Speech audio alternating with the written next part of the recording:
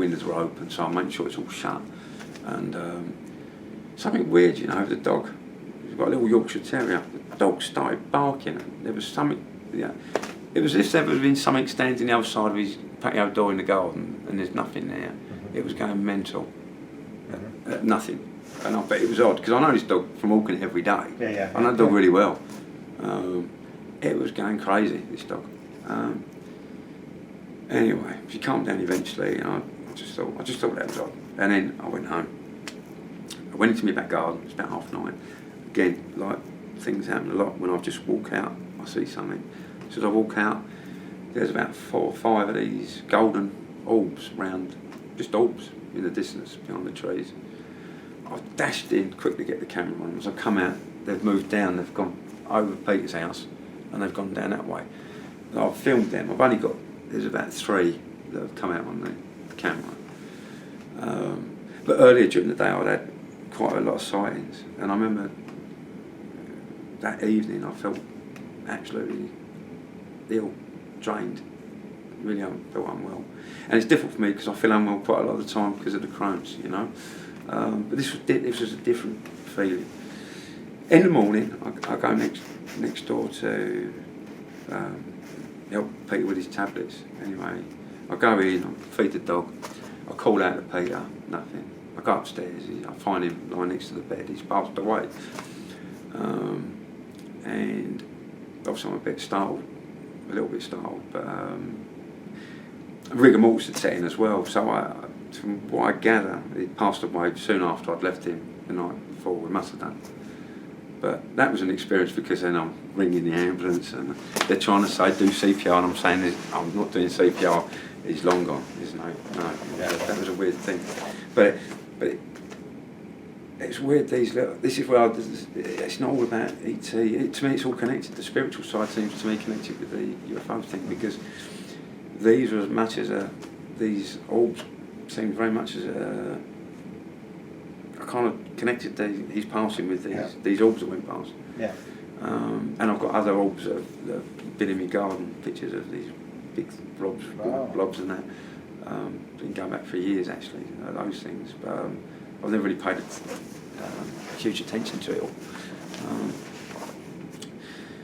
Oh God, I feel drained. I'm naked. Something I'm going to talk about tomorrow. Maybe you can relate back whether this has ever happened. Have you ever had, as we say, it's all connected. So have you had bizarre experiences where things disappear, reappear? Around the house. Things falling out of the sky. We had a lot of stuff like that. So tell me about that, because you're going to hear me talk about that tomorrow. Well, we've been in our house 16 years. When we moved, we'd come from a flat. We'd been together a while. We moved to our house where we're still in it today. And we had a lot of weird things, but this was more ghosty stuff. Which, there was no UFO. There's none of this going on. And it's funny, it's my wife that picked up on it, a lot of it really. My wife really picked up because I'd come home and she'd say, you never guess what the house keys flew across, like, shot across. She's in the kitchen, they just... What flies across? House keys, bunch of keys. Okay. The house just seemed to shot across her like that. Okay. And that's quite mad, you know, it's like, wow. That was mental. We had doors slamming, things like that. She'd be in the bath, the door would slam really hard. And she thought it was me, and I'm downstairs, and I'm going, what the bloody hell was that racket? You know, it was really violently slammed. And I've had that happen to me downstairs, the door slamming, when I had the cat on me once. The weird thing was, we've got a door in the hallway, it's never slammed. We changed the door since then anyway, these were big heavy wood doors. The cat was lying on me, all of a sudden the cat just jumps up about 3 foot, and while he's up there, the door goes, bang! It's like the cat knew, sensed it was going before it happened. We had, when we had the kids, my wife found Thomas, my youngest. She went upstairs and found him under him. He was in between, you know, where you got your bed. Well, a baby's got a baby mattress in a cot, and they got like an elastic cover goes around it, and then you put the baby in its thing in a blanket over it. Thomas was in between the elastic and the actual cover. Wow. It was actually completely under the whole thing, in between the mattress and the cover. So that freaked Julia, and she had things where he'd be on his little rocker, and she'd find his shoe was on his lap, or when it wasn't, and things like that. Strange, odd stuff like that. I found, and this went on for a while. Went on quite a while. I mean, we had again, whether it was to do what it's to do, I really don't know. But there was how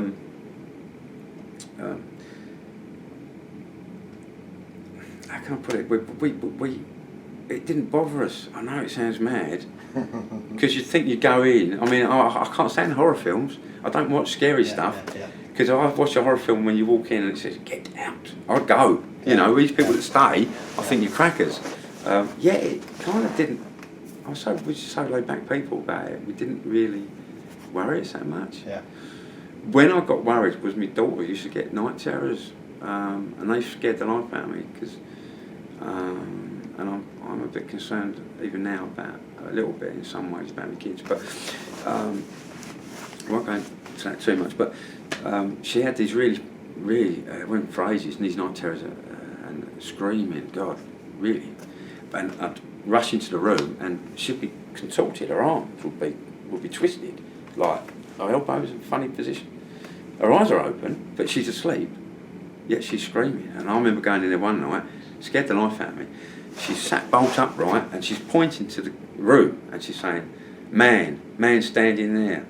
And how old was she at that time? Oh, she would have been, was Thomas alive? Yeah, she would have been about 4, something like 3 or 4. Okay. I reckon 4 or 5. No older than that. She was, about 4 or 5. She was just, man standing there. And there's no man standing there. I'm looking, there's no one there. And I think, is it? Like, really good. Yeah. Made my heart, I mean, it's got midnight kind of thing. My heart skipped a beat and everything. And so I was trying to research night terrors. I'm then looking up bloody possession, thinking, no, I can't, that's ridiculous. But of course, with all the other stuff, I'm kind of, something I really need to bring this up, because I don't know, this plays a part in this, and this is where the synchronicities or connections can go backwards as much as they can forwards. You know, things can happen today that things might happen today that you're only aware of important 2 months down the line, or something's happened today that I've realised something 10 years ago it's connected with whatever. Yeah. Well, this was in one morning. I'm taking the kids to like a zoo, but it's a falconry centre. But they've got other animals there, dogs and wild Alaskan dogs and whatever. The boy was, how old was he? 2 years old. Harriet would have been about 4, I guess. 4 years. Yeah, she's 2 years old. 4. She's about 4. I'm in the kitchen. It's 10 o'clock in the morning. It's bright. It's normal day. Nothing spooky or scary. My daughter, Harriet, she all of a sudden comes out with some bizarre thing, she says, "My name is." Comes out. I don't know what it is to this day. I can't remember. I wish do you know, it was so weird at the time. I thought I'd write it. I was going to write it down and look into it later, because it freaked me out. She said, "My name is something like Akakan or Kananan or something weird, foreign language, foreign name to me." And she said, "My name is," said the name, and then she said, "I cannot live like this anymore." Collapsed on the floor, actually collapsed. I'm thinking, shit, what the? I've got Tom there. I go to her. She's bounced up as quick as you like, as if nothing had happened. Wow. As if nothing had happened. And what just happened there? And I was in a rush to get out the door, and as I'm meeting my mum, and I'm thinking, "What? Are you all right?" She had no idea of what. But my name is, and the name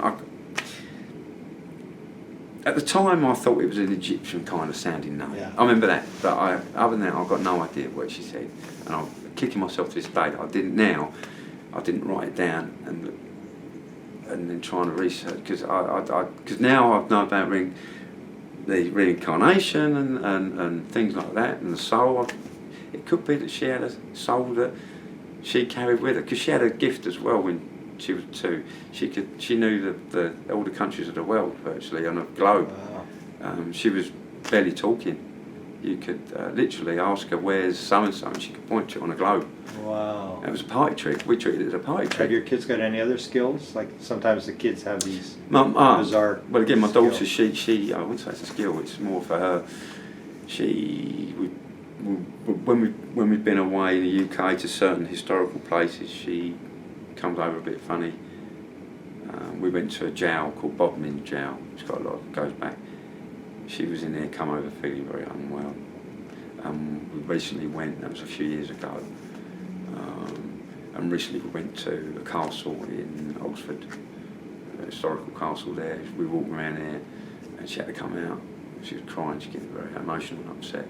So I think she's somehow connected sensitivity-wise to spirit world, maybe. Yeah, could be. I'm guessing. Other than that, in the family, my mum admitted to me recently she saw a UFO when she was young. That's it. I don't know what else to say about the family. I don't know nothing about my dad's dad. Yeah. I understand he was American. He was a pilot, come over during the Second World War. Whether he flew, my dad, I remember my dad saying he was like a Spitfire pilot or whether he could have been a navigator for all I know and a bomber, but he was either a bomber or a pilot. Okay. But my dad was a war child really, so he didn't know his dad. He left the family home when my dad was 4, so he never knew him. I think he tried to get in touch once, and my dad didn't want to know him anyway. Yeah. But I knew he was American. And you know, I don't know. You know when you get gut feelings about things. Yeah. I've got a picture of him at home, of my dad's dad with his gear on. But it's something about, this is weird because it's something about his skin colouring looks more. I did wonder whether there might be maybe some Native American kind of blood in the family gene somewhere. Yeah. That's just something else. I don't know. And what the it's complicated. I try and. So you have these feelings. What What was the feeling to come here? How did that first arise to come to? Well, now there again. This is a story in itself. When I had the Al Dream, seen your brother, and all this, the world's going to come to an end, and all, or whatever, the planet's in danger, whatever. Yeah. When I started researching some of the YouTube stuff, a lot of it seemed crazy stuff that I didn't really. It was sort of Paola Harris on the to do with Colonel Corso thing. Oh yeah, Colonel Corso. Yeah. And I like what she was saying. She made a lot of sense, and seemed she was just a genuine journalist that didn't seem to have the way she reported it wasn't really kind of she tried to do it in an unopinionated way, I guess. You know, just facts and whatever. And that was more my cup of tea. And then that led me to you, the connection. You via Paola, strange enough, and it was you and the consciousness talking that hooked me, because you guys were the only ones that I could feel comfortable with of my experiences, because this lady at this website, her experiences weren't what my experiences, you know. You realise it's more than a flesh and blood type thing. There's something more going on. The spirit thing's connected with the ET thing and vice versa.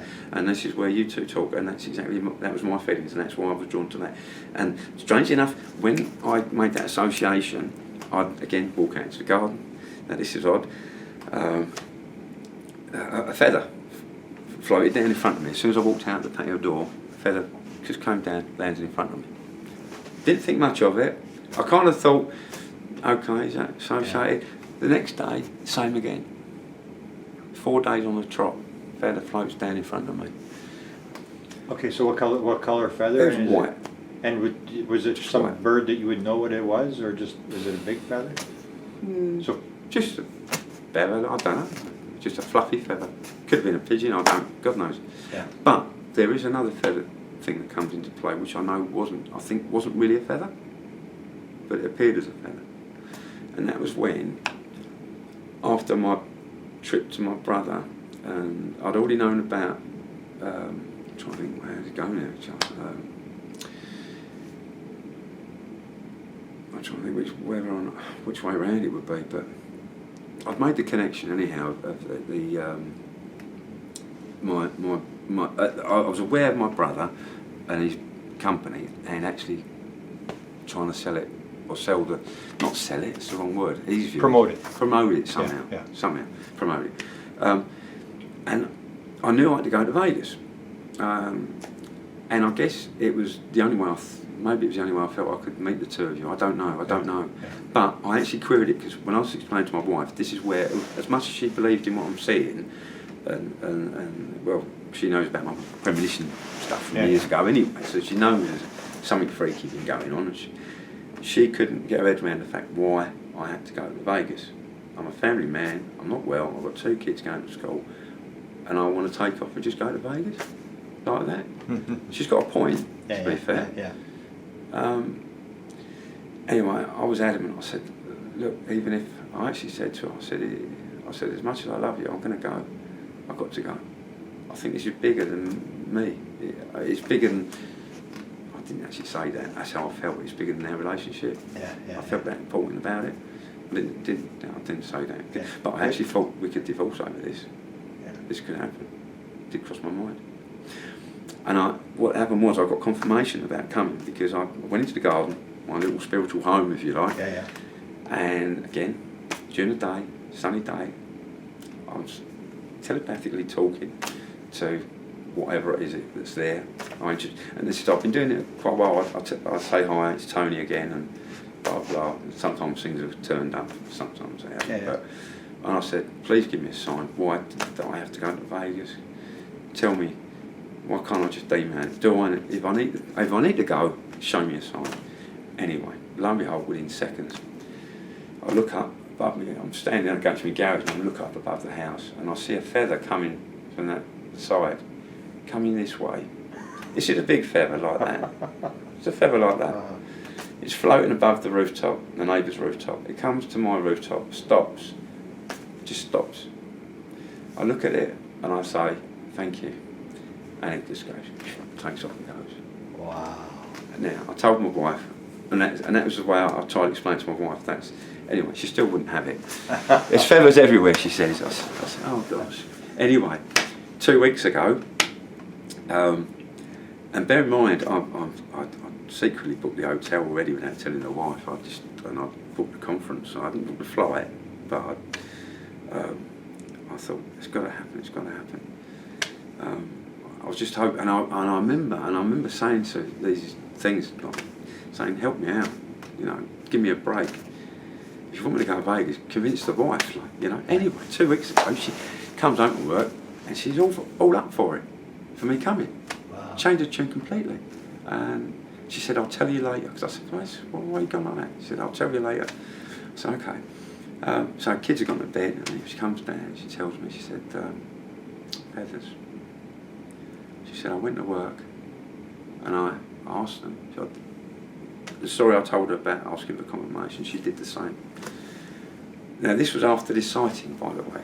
This was after this balloon sighting. So whether that balloon had something to do, I don't know. But anyhow, she said to me, I asked to see a feather. Then it happened. While she's walking to the station, she saw a feather. And then she thought rationally, come on, Julia, it's a feather, they're everywhere. She gets off the train out at London, and she walks over London Bridge. She says you don't see feathers. According to her, you don't see feathers at London Bridge. So she's walking over London Bridge, and she asks to see a feather again. And she gets to the end of the bridge, and as she gets to the end of the bridge, before she gets off it, a feather comes and lands next to her. It gets crazier. It gets really crazy. On the way home, she's on the train, and she again does this and says, show me lots of feathers. I want to see loads of feathers, right? She gets to the station, as the train door opens, what's in front of her? A bush, feathers, hundreds of them stuck to this bush. Oh my. Bird feathers, hundreds of them. She couldn't count them all. So she's walking home, her heart's going. Like she's now having her experience, right? The next day even, she does it again. She's working from home, she works home 2 days a week. She's sitting, again sunny day, she's got the patio doors open about that much, she tells me, right? She's sitting at the table doing her work, and while she's working, she says, looks up, she goes, show me a feather. So she does it again. And Lo and behold, she looks out, pat her door, feather, floats down. Not only that, it comes in the gap and lands next to her. Oh my goodness. I know. And that blew me away even then, even though I've experienced much more crazy things than that. That's pretty incredible. But it was good to me because it was like double whammy confirmation about the Vegas coming. And it got me here, really. Wow. Got the wife's approval. It'd be interesting to see what happens. I mean, there must be something that... Well, I mean, I say, my brother's company is called carpastra.co.uk. Okay. He's got a website up and running. He's waiting for a promo. I know he's looking to raise money. How we're going to raise the money, I don't know. Whether it's through... My impression is it might be something... The connection is probably through you. Yeah. But in all honesty, I can't be 100% sure of it. It might be that there's someone else here that I'm supposed to meet. I mean, even earlier tonight, when I came before where I signed into the conference, I've come in through, gone to lift to go to my room. Who follows me in? Clifford Mahuti. Oh, okay. Follows me in, and I hold the door for him as he comes in. Okay. And that was weird because this morning I met Paula in a similar fashion. Wow.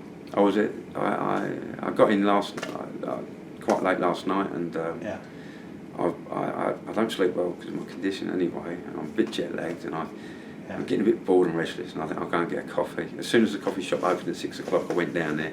Plus they got Wi-Fi. So I'm in there. I'm having a cup of tea, actually. Proper English man. I'm having my tea. I think there might have been one other couple in there, maybe. It was empty. So half 6. Who walks in? Paula. Wow. I'm sitting there. She walks right. In fact, I didn't even look up first of all. I heard the voice and I looked up and she's turned. Paula. She turned around. I introduced myself, and it was a kind of a moment. It's something a bit weird, like Paula's. Well, I think she feels like me. It was like I meant to be kind of meeting, because I was a bit worried. How do I introduce myself to you? My wife was saying, how they're going to think you're a nut in that case, or how are you going to introduce yourself without? They're busy. You're going to be busy. You're doing a conference, and Paula's busy. I know, and I'm saying, well, I booked a week. I'm planning to stay till Wednesday in case. You never know. Might be that you're here for longer, or I don't know. I wasn't sure, but I booked to come a day earlier and a couple of days after the conference to stay, and in the hope something would have come of it. I didn't know it was going to be boom, Paula, and then get to meet you before the conference has even started. It's been an honour. It's been an honour. But I just find it all amazing. Oh, and one other thing I've got to get off my chest, because this is again one other strange thing that I saw, which I think was a bit like the feather that I saw. Okay. I don't think it was a real feather. I think it was either some craft or alien or ET. I don't know what it, or something put the one that came vision in my stayed above your head. It either put the vision in my mind to see it, or it was there, but it was making itself look like the feather. I don't know. Yeah, okay. It was too unusual to really be a feather, even though I thought it was a feather. The other one I saw like that was a phoenix, what I call a firebird, a phoenix. That happened, and that was pretty amazing to me, because I literally just had a sighting as well, and lo and behold, this bird flies over, and it wasn't a normal bird. That was odd. This was I wasn't sure what it was at first. I just thought, and I thought, phoenix. It wasn't like in the traditional sense. You look at the pictures with the huge. I mean, it had big wings, but it wasn't massive, and it wasn't colourful, various colours. It was gold, and its chest area, its whole body, was like and this is the thing. It was glowing as well. So it wasn't just a bird with a red breast as such, but its body was glowing reddy orange, like a warm colour, like it had heat. The way it was. Wow. And the aura was gold around it. It was gold, but orange as well, coming out of it. That was really bizarre, and I just knew the shape of that. It wasn't a normal bird. It was, in fact, I got on me. I texted someone the day it happened to say, what I've just seen, what I think I just saw. So I know the day. So there's records of when I saw things, and the cameras, pictures I've got on video, all the dates and times are on there and stuff like that. But I've been a bit lazy, not lazy, but my life's busy with the kids and stuff. Yeah. And I'm always at the hospital having this, that and the other done. I find it so much easier just to, my camera that I brought with me is what I call a bridge camera. So it's kind of cross between an SLR and a compact. Yeah. It's got a big zoom on it, Yeah, and good picture, HD and all the rest of it. Yeah. But what I do, it's got a big screen on the back of it. So with my phone, I tend to just get the picture up and then take it, snapshot it off my phone. So it's on my phone without. I'm not very good with IT. I've learnt recently to download pictures, and in fact I've put some on a memory stick. But my plan was to. Strange enough, my plan coming, I didn't know. I thought I need a plan. So I thought I'd put some pictures on the memory stick, and I'll write a little note to Grant, and I'll give him, put it in a jiffy bag, and I'll just hand it to him, and leave my name on it or number, and hopefully he'd look at it and then come to me and say that was my plan. Yeah. But you're welcome to. There's not a lot. The thing is, that all went wrong. I spent a fortune on one of these things months ago, and I spent a lot of time because it takes me. I'm a bit slower on computers. Really, I'm not that IT literate. And so I got a load of stuff done, and believe it or not, this this one I bought was I've got another one. It's like a metal, bloody 30 quid it was, with really top of the range thing. Yeah.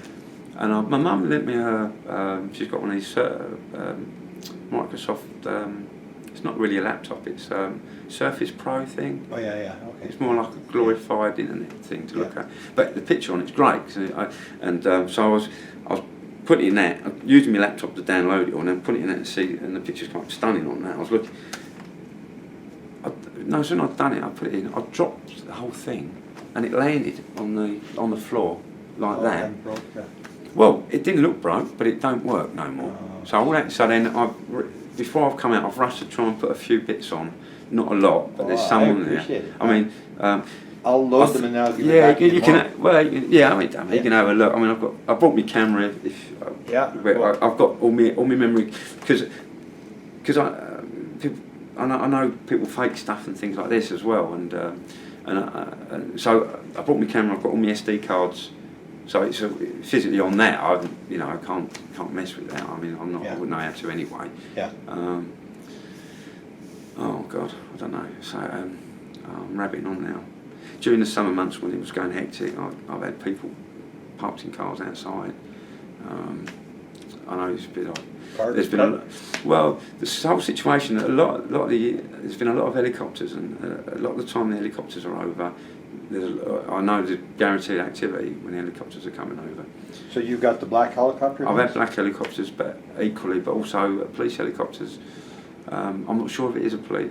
No, this is crazy. Is there helicopters in your area? I mean, is it irregular to see helicopters? Like where I live, it wasn't. Never see a helicopter. No, it wasn't. Not really, but it seems to be now. I've had lots of flashing lights. In fact, there was one I recorded the 7 minutes of flashing lights, all different colours, and I think it was a helicopter, but it was in the distance. But my feelings was it could be a helicopter trying to. I know full well what they're doing. They're looking for these things. They're trying to catch them or do something. I don't know. Yeah. But these things are playing false with them because I've got my video flying. The helicopter's going that way and it's going back that way. It's going that way and it's going to go that way. You've got some of this on film? Oh yeah. Wow. Yeah. And the nighttime ones aren't so great because it's just lights. But the interesting one, I've got about 7 minutes where there's all these different lights doing. It's a bit like Steven Spielberg film, the flashing lights when they're communicating. Yeah. This thing's doing all these different lights, and then every now and again, it's like a blue orb kind of light comes away from that. So I don't know whether they're trying to communicate with that and it's appearing. I don't know. It's really odd. Wow, that's a whole nother story. I mean, that's like. Well, this is the thing. But I've had my phone. Something happened strange with my phone where it completely died. Like everything drained out of it. Do you have problems with appliances? I did for lights going off and on. For a short period, I did. Oh yeah, we had everything packed up on one day. It was weird with me. The kettle, the toaster, the fridge, freezer. broke or it just didn't work one day? Oh, just stopped working. Yeah. Just, And you had to replace Oh no, them? just stopped working. Yeah. Oh yeah, light. I don't know about lights. No, really lights. I don't know. Oh, the kettle turning on by itself, things like that. But Yeah, that's the kind of stuff I'm into now. I had when I had the sighting when the thing when I went to pick my daughter up that day and I got the flyby, the car broke down. After that, that was weird. I didn't think much of it at the time, but I again, probably saying I'm just making things up now, but I've mentioned about my own missing time I've had. Okay, tell me about that. Well, I think it's probably happened twice actually. The one was we had the World Cup football, can't remember what we call soccer. Yeah. The World Cup this year was a big thing, and that was in the month of June. I had my friends coming around on an England match. It was a 1 o'clock kickoff. Yeah. So we was going to have a barbecue and a few drinks and Yeah. watch the football. 1 o'clock kickoff, and